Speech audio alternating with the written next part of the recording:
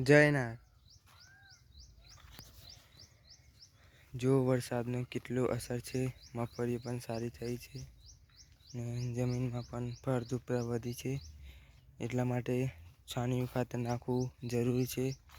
ખેડૂતોને જણાવવાનું કે સૌથી વધારે છાણિયું ખાતર જ નાખો, કારણ કે એના કારણે જમીનની ફળદ્રુપતા વધે છે.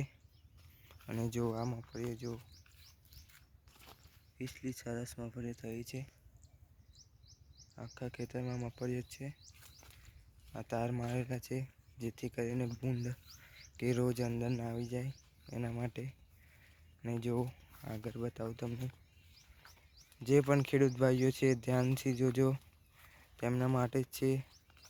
અને ખાસ કરીને ખાતર નાખવાથી આ પ્રોબ્લેમ અત્યારે આવી રહ્યો છે કે મગફળીઓ બળી ગઈ છે.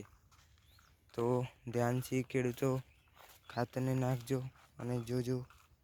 આ જો આ છાણિયું ખાતર છે એના કારણે આ મગફળી સરસ થઈ છે. અને બીજું દવા પણ છાંટજો, પણ ધ્યાનથી છાંટજો, કારણ કે આ રોગ અત્યારે બહુ જ આવી રહ્યો છે. મગફળી સુકાઈ રહી છે. અને જો આ બધી મગફળીઓ છે,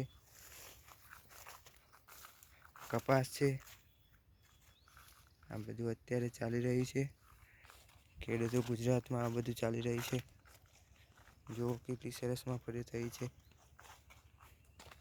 જોઈ લો.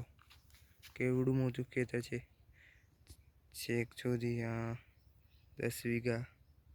ઓલી બાજુ પણ મગફળીઓ છે, જોઈ લો તમે ધ્યાનથી. ખેડૂત મિત્રો ધ્યાનથી જોજો, કારણ કે તમારા માટે છે. આ અગત્યની વાત તો એ છે કે આ મગફળીઓ સુકાઈ રહી છે.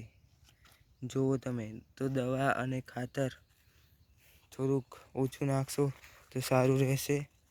અને છાણિયું ખાતર વધારે નાખો ખેતરમાં, જેથી કરીને પાક સારો થાય. જય માતાજી, જય કિસાન, હર હર મહાદેવ, જય માતાજી.